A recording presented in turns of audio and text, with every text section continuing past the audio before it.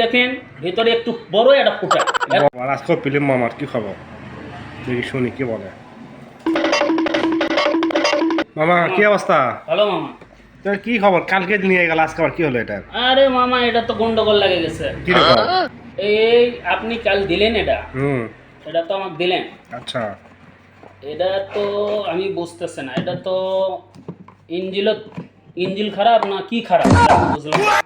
এখন এখানে আমি গরম পানি দিলাম কালকা, দেওয়ার পর এই জায়গাটা লাগালাম, মাল হিট হয় না, এর সমস্যা কি? হিট থাকইছে না। এখন আপনি আচ্ছা, চেঞ্জ করে দিতে পারেন। এটা তো পানি রাখার জায়গা, এখানে তুমি অন্য কিছু রাখলে হিট কেমনে হবে?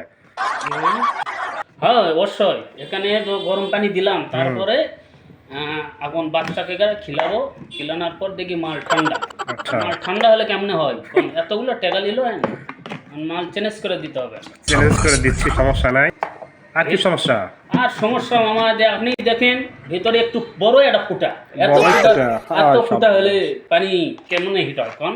আচ্ছা আচ্ছা, তাহলে ফুটা এখন কাজ কি করা লাগতেছে? আমার ফুটা ছোটা করা লাগতেছে আর অথবা চেঞ্জ করা লাগতেছে, এই তো। হ্যাঁ হ্যাঁ। खत्म बाय बाय टाटा।